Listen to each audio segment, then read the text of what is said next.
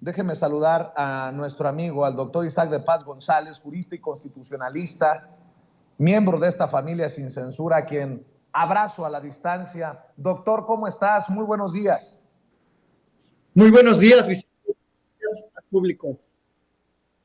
Oye, doctor, tú no eres tan majadero como yo, tan pelado como yo, pero sé que es un tema que siempre te ha interesado, el tema del CONACYT. Sí, Vicente, es que bueno, en resumen, Vicente, esos pollos quieren maíz. O sea, hoy la doctora María Elena Álvarez Bulla, directora del CONACYT, reiteró la cifra de solamente entre 2013 y 2018 que el CONACYT repartió a las empresas 46,000 millones, alrededor de 46,000 millones de pesos. Y claro, en esos milloncitos, diría Aguilar Camín, esos milloncitos, pues alcanzaba para repartir a toda esta parvada de chayoteros que ahora están muy molestos con el presidente, muy molestos con la 4T, muy molestos con lo que se le parezca a una opinión distinta a la de ellos y a unas políticas públicas distintas a las que ellos, con tanta vehemencia, Vicente, con tanta insistencia, defendieron desde Fox hasta acá, incluso desde antes, ¿no? Desde Cedillo y Salinas. Entonces, claro, están muy molestos porque, pues de entrada, algunos académicos y académicas que critican a la doctora, pues no le llegan ni a los talones a la producción científica de María Elena Álvarez Bulla, de entrada. En segunda, pues se está tratando de poner orden en el sistema de gestión, de producción de la ciencia, de los posgrados, del que, por cierto, no es el único responsable CONACYT. También somos responsables las universidades públicas, todas las que existen en México, de los estados, algunas que tiene la federación. Son responsables también los gobiernos estatales, los gobiernos municipales, y pareciera que el único obligado, que la única fuente de financiamiento, que la única fuente de organización de la ciencia es el CONACYT. Entonces, eso también hay que ponerlo muy puntual porque se centra muchísimo la atención en la federación y eso le genera una descarga de responsabilidad a todos los órganos públicos de México que tienen obligaciones y tienen presupuesto para la ciencia y que no lo hacen porque el CONACYT les hace la tarea y tenemos que bailar muchas veces al son que nos toque CONACYT porque la bola de flojos legisladores no dan suficiente presupuesto en los estados, porque algunas universidades son de lo más corrupto que te puedas imaginar. Ahí están los reportajes, el libro de la Sosa Nostra, y un exrector encarcelado de la Autónoma de Hidalgo. Y bueno, ahora sí, como diría Jalife, no me hagas hablar. No me hagas hablar. Entonces, pues doctor, están muy enojados con ese sistema que ya no les da dinero y que pues ahora tienen que criticar y tienen que inventar estos chismes de pasillo para provocar una serie de fake news de que la doctora María Elena se va a ir a la SEP, o sea, Oye, doctor. ¿no? Doctor, ¿me escuchas? Sí, Vicente, perfectamente. Sí, en algún momento perdimos ahí la conexión. Oye, doctor, déjame preguntarte. ¿Hay una mafia de la ciencia? Porque me llama mucho la atención la virulencia con la que, por ejemplo, Marco Levario Turcot dice: María Elena Álvarez Bulla reúne los requisitos para encabezar la SEP, ignorante, mediocre e ineficaz en la administración pública. Y Pascal Beltrán del Río y Denise Dresser. Denise Dresser dice: Elena Álvarez Bulla destruyó al CONACYT, quiere destruir al CIDE y ahora la envían a demoler a la SEP. Pero ojo, que estos señores no dicen nada, no dicen ni pío, porque el exdirector del CONACYT en el sexenio de Peña Nieto ganó una batalla para ocultar sus bienes. Forma parte de los investigadores del CIDE que buscan amparos para ocultar sus bienes. Enrique Cabrero, exdirector del Consejo Nacional de Ciencia y Tecnología, el CONACYT en el sexenio de Enrique Peña Nieto, ahora investigador del Centro de Investigación y Docencia Económicas, el CIDE, consiguió que un tribunal federal le permitiera ocultar su declaración patrimonial, pese a que en los últimos 5 años jueces y magistrados habían rechazado una serie de amparos solicitados por diferentes servidores públicos para no transparentar sus declaraciones patrimoniales. El caso de Cabrero rompió la racha. El argumento que utilizó en esta ocasión fue que dichas declaraciones atentan contra la privacidad de sus datos personales sensibles. Pues, ¿qué tiene que ocultar? Digo, si uno tiene una casita, pues órale, ahí está la casita. Yo nada más tengo una propiedad, no hay mucho que... Pero esto huele a estiércol y de esto no dicen nada los grandes personajes como Marco Levario Turcot, como Denise Dresser, como Pascal Beltrán del Río, doctor, por eso te lo pregunto.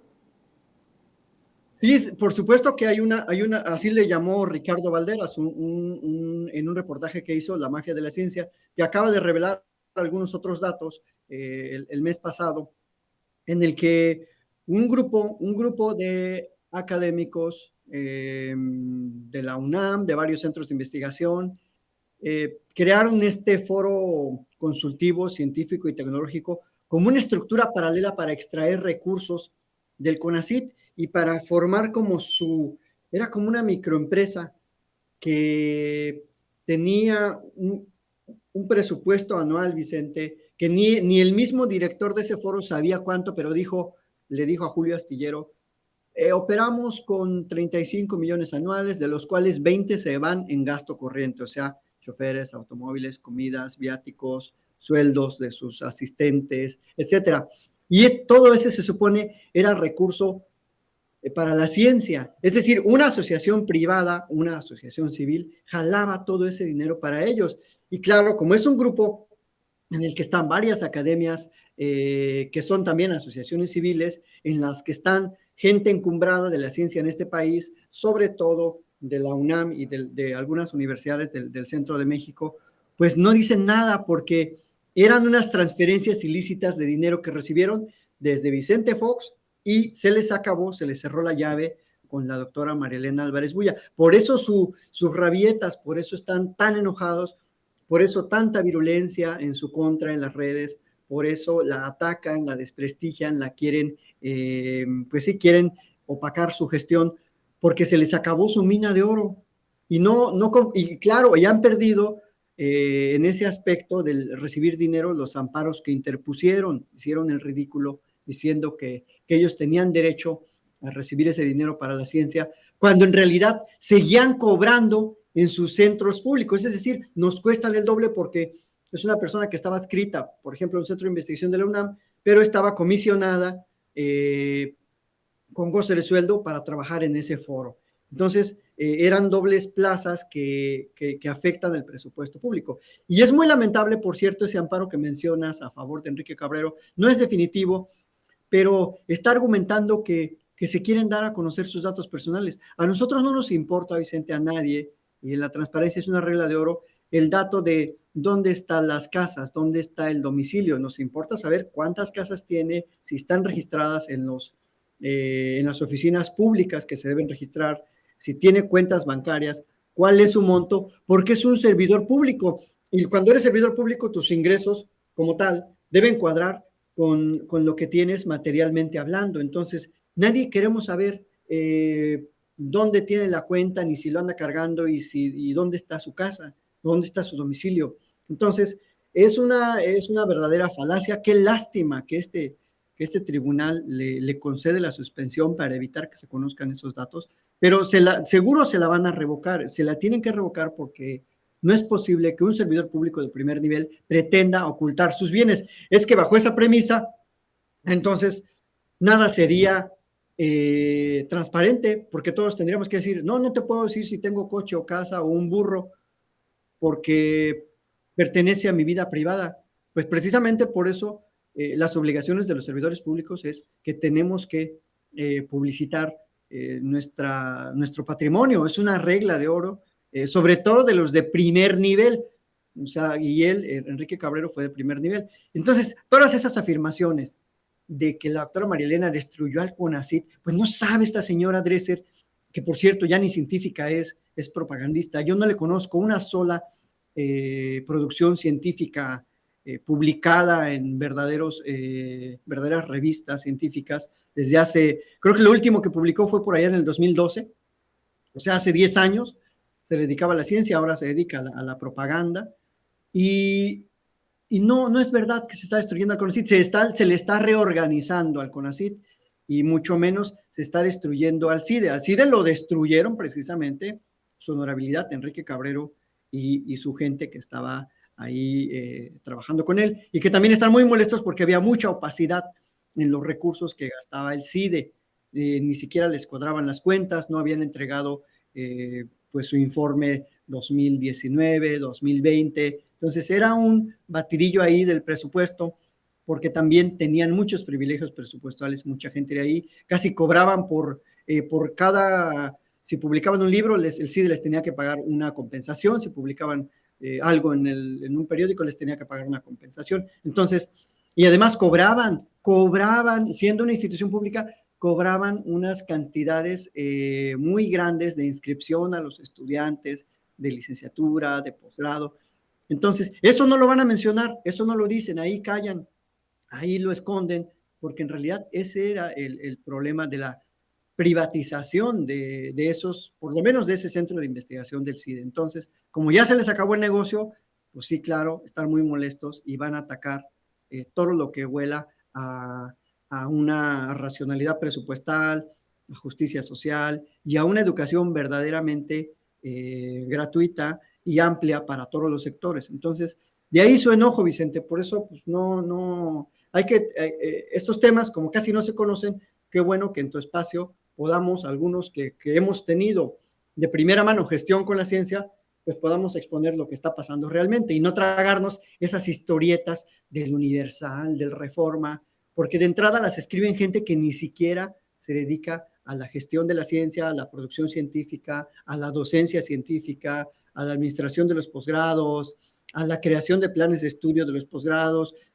Ese Pascual o ese Marco Liborio, no sé cómo se llaman, nunca, no sé si han estudiado algún posgrado del CONACYT, etcétera, ¿no? Denise Dresser, no, últimamente te digo, yo no he visto un producto científico de Denise Dresser. Escribe ahí esos librillos esos de que el país de otros o no sé qué, y escribe sus columnas, pero pues hay que también escribir en las revistas científicas, libros científicos, no nada más pues esas columnitas. Entonces, es gente que no tiene la calidad académica ni mucho menos moral para hablar de estas cosas, y su crítica es una crítica infundada, Vicente, así te lo puedo decir. Fíjate, doctor, yo también quiero escuchar tu opinión por el tema que estás abordando y porque ya dejaste la víbora chillando con lo de los pollos quieren maíz, que creo que estoy de acuerdo contigo. Ahora, híjole, advierto, grábenme muchachos, ahora advierto un nado sincronizado nuevamente, involucrando al hijo menor de edad del presidente Andrés Manuel López Obrador, al que le han colgado apodos, al que han atacado infamemente. Hemos dicho aquí que con los niños no, y ahora veo desde la política, desde los adversarios y rivales políticos y políticas del presidente Andrés Manuel López Obrador, un nado sincronizado contra su hijo menor de edad, disfrazado de crítica para Beatriz Gutiérrez Müller y para el presidente Andrés Manuel López Obrador. Lili Telles, doctor, escribió: mis sinceras felicitaciones al presidente López y a la doctora Beatriz Gutiérrez por enviar a su hijo a estudiar a Reino Unido y no a Cuba. Alejar a su hijo del modelo educativo de Marx Arriaga y Elena Álvarez Bulla les merece un reconocimiento como buenos padres de familia. Fíjense nada más el sarcasmo y la mala leche de una senadora del PAN como Lili Telles, pero no es la única. La diputada del PAN, Mariana Gómez del Campo, la sobrina de Felipe Calderón y de Margarita Zavala, escribe: ¿por qué los hijos de López no se van a estudiar o trabajar a Cuba, Nicaragua o Venezuela? Siempre andan en Estados Unidos o Europa. Su padre es promotor de la miseria, pero para los suyos puro capitalismo, escuelas privadas y lujos, asco de incongruencia. Si eso no es meterse con un menor de edad, disfrazado obviamente de crítica para el presidente y para la doctora Beatriz Gutiérrez Müller, a quien le envío solidaridad como madre, porque ha de ser doloroso ver que se meten con el hijo menor de edad, también para el presidente, obviamente. Pero, carajo, doctor, dame tu opinión de esto, y todo porque circulan imágenes de el hijo menor de edad del presidente Andrés Manuel López Obrador en Reino Unido, junto a la embajadora de México en aquel país, y dicen algunos que el colmo, cargándole la mochila al muchacho. Doctor, si esto no es mezquindad política, ¿qué es? Bueno, aparte de mezquindad política, Vicente, es un ataque a un menor, es descalificar a un menor en las redes sociales, pues no es un asunto meramente moral o de corrección política, puede ser también un asunto jurídico, porque están incurriendo en una serie de actos estigmatizantes, discriminatorios, que atentan contra la integridad psicológica de ese menor. Es decir, los menores tienen una esfera muy amplia de protección. A veces incluso el papá o la mamá ponen en riesgo esa esfera, por ejemplo, exponiéndolos en redes sociales cuando toman muchas fotografías y las exponen, que a pesar de que es su hijo o su hija, pues no pueden estar transgrediendo ese derecho a la identidad y a la privacidad del menor. Entonces, estas dos señoras, qué lástima que sean legisladoras, y lo más preocupante es que una de ellas fue legisladora precisamente porque la impulsó el presidente de la República, pues habla de su bajeza, de su falta de calidad familiar y sobre todo también de su falta de respeto a los derechos y a la integridad de los menores. Es muy lamentable que unas legisladoras, por su enojo, por ser opositoras, lleguen a un nivel pues tan ínfimo de debate, de atacar a la persona. Es el argumento más básico, tratar de atacar a la persona por su apariencia, por lo que hace, por en dónde está, y más cuando esta persona es una menor de edad. Eso yo creo que ya raya en lo antilegal, teniendo en cuenta que es un menor. Entonces, es muy lamentable y qué lástima que también los grupos de gente que sigue a estas legisladoras hagan eco de eso, porque tienen un gran foro también en Internet y hay mucha gente que apoya eso y que lo replica. Y eso es lo más preocupante, de que esa estigmatización digital que padece el menor hijo del presidente, pues ya es sistemática. Entonces, yo sí sugeriría que estos hechos ya se investiguen como actos sistemáticos de discriminación, de estigmatización, y que sean estas dos actrices relevantes en ese contexto, lo voy a poner, de desencadenar estas campañas de desprestigio en contra del menor. Entonces, yo creo que el CONAPRED tenía que, de oficio, abrir una investigación al respecto para verificar con qué frecuencia estas personas hacen lo que están haciendo en contra de este menor, y pues que se emita una recomendación, un jalón de orejas, porque pues no es adecuado, porque dan muy mal ejemplo. Además, las figuras públicas son figuras que pueden poner ejemplos malos o buenos, en este caso malo, para el resto de la sociedad. Entonces, no es cualquier figura pública, una legisladora, ni mucho menos ellas que tienen bastante foco de la oposición. Así que, pues, yo las investigaría, o sea, yo creo que esto ya está pasando a otro nivel. Ya no es nada más la descalificación política, es también afectar el desarrollo psicológico de un menor, someterlo a tanta presión desde esta edad, a tanta descalificación, pues debe ser muy difícil para él estar creciendo en ese contexto. Entonces, yo creo que sí ameritaría que la CONAPRED abriera una investigación al respecto, por lo menos. En esto del Parlamento abierto para debatir reforma electoral, también vamos a ver exhibidos de cuerpo entero, de pies a cabeza, a los traidores a la patria. Te lo pregunto porque por ahí hay bueno, lo voy a decir con todas sus letras, yo sí lo considero traidor a la patria, José Woldenberg, traidor a la democracia, que se nos ha vendido por años como el gran defensor de la democracia, el gran luchador por un México democrático, y con sus declaraciones, la verdad, se exhibe solito. Vamos a ver y escuchar lo que dijo José Woldenberg sobre esta reforma electoral que envió el presidente Andrés Manuel López Obrador a la Cámara de Diputados para su discusión.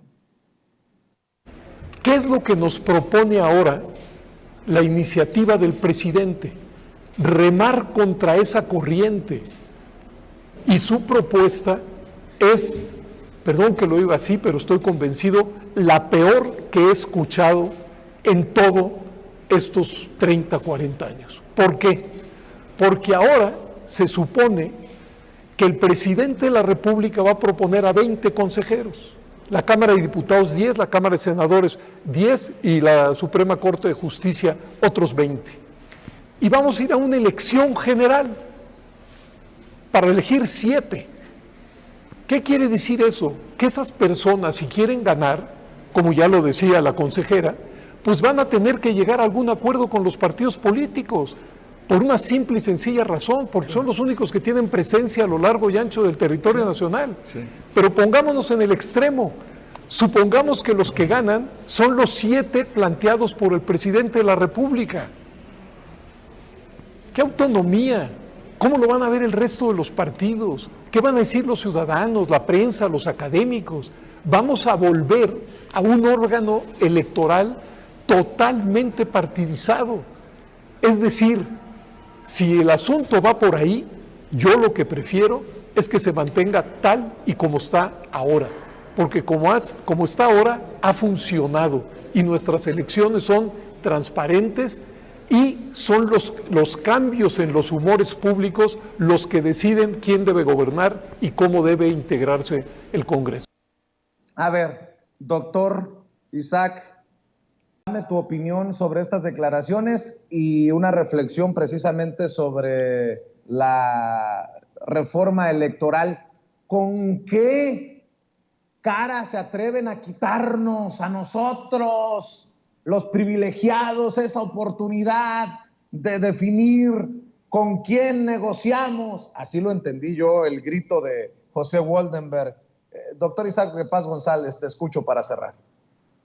Pues así es, Vicente, tal como lo planteas. Woldenberg se ha creído el dueño de la democracia, el apóstol, el que dicta cátedra de democracia. De hecho, hasta lo invitan a la cátedra esta, Francisco I. Madero. Y bueno, a ver, ese es uno de los puntos que tiene, de los muchos aspectos que contempla la propuesta de reforma electoral del presidente. Es decir, el nombramiento de los consejeros. Si a él no le parece bueno, hay personas que sí nos parece que los nombramientos estén divididos en los poderes públicos, que sean propuestas de los distintos poderes públicos. Eso amplifica el margen democrático y el margen de representatividad de distintos sectores. Eso existe en otros sistemas constitucionales. Existe, por ejemplo, solo me viene uno a la mente, el español. Hay propuestas de distintos poderes para dividirse, digamos, el número de representantes en los órganos de poder. Entonces, eso es muy normal. Que Woldenberg se haya quedado, pues no sé cuándo estudió, yo creo que estudió pues hace como unos 60 años, pues eso no quiere decir que no existan nuevos sistemas y nuevas formas de amplificar la representación de los órganos que fungen como árbitros en una democracia. Entonces, yo creo que está muy, Woldenberg está demasiado perdido en cuanto a las nuevas tendencias del derecho procesal electoral, de los procesos electorales. Wonderberg se quedó en el IFE de los 90, ese que él supuestamente impulsó, y que por cierto no nació autónomo, les fueron dando migajitas al IFE de autonomía. Entonces, que no nos venga a decir que él ha sido un luchador de la democracia, porque si acaso a alguien se le debe la democracia es al pueblo mexicano, al pueblo que votaba, que se arriesgaba a aquella oposición, cuando el PRD era verdaderamente un partido democrático que les costaba la vida a campesinos, sobre todo de Guerrero. Hubo alrededor de 600 muertos registrados más o menos en el sexenio de Salinas en Guerrero, precisamente por ser oposición. Entonces, estos que se sienten los dueños del micrófono democrático, pues claro, están perdiendo poder. Y este aspecto a lo mejor es discutible, pero no es un aspecto de retroceso, no es un aspecto que es el peor que hemos visto en los últimos 40 años. O sea, Wonderberg creo que está ya totalmente perdido. Hay una serie de personajes, él con Muñoz Ledo, que sinceramente, pues yo creo que uno debería darse cuenta en qué momento deja de aportar a la vida pública con una opinión racional y debería de apartarse de esas cuestiones, ¿no? Yo soy partidario de la pluralidad, pero en ocasiones creo que sí, gente que está muy encumbrada en su discurso intelectual, pues se llega a perder, y creo que eso le está pasando a Wonderberg. Hay otros aspectos en la reforma que vale mucho la pena discutir, y qué bueno que para eso se abran los foros, porque vamos a ver una discusión muy amplia, que no solo hablar de elecciones, sino de decisiones democráticas. Por eso el cambio de nombre a Instituto Nacional Electoral y de Consultas, porque eso verdaderamente intenta amplificar la forma en que los ciudadanos tomamos las decisiones democráticas, es decir, participamos en el ejercicio del poder, porque ahorita el poder está monopolizado. Uno muy difícilmente puede participar en el órgano legislativo, hacia los órganos ejecutivo y judicial.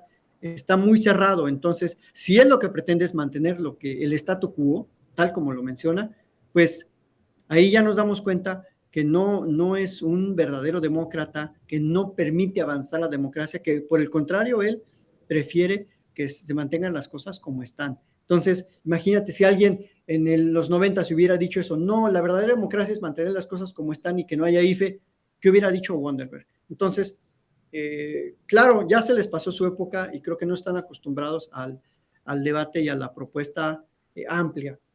Pero digo, qué bueno que fue, y seguramente van a ir más personas. Hay que estar muy atentos a los foros y hay muchos programas buenos ahorita sobre esta reforma, así que va a ser un buen debate, que la gente se informe y sepamos realmente en qué consisten los puntos de esta propuesta de reforma electoral, que yo sí creo que va a modernizar al sistema de elecciones que tenemos en México, lo va a hacer más eficiente, más barato en términos de que hay muchísimo dispendio, sin precarizarlo. Lo va a hacer, va a ser un sistema, creo que funcional, y que no nos cueste esas miles de millones que actualmente nos cuesta, Vicente. Con eso cerraría, y muchas gracias por tu espacio. Doctor, ¿por qué no te despides invitando a la gente a tu canal, a las redes, para que te lea, para que te vea, para que te escuche? Yo agradecido por todo el tiempo que le has dedicado a Sin Censura esta mañana.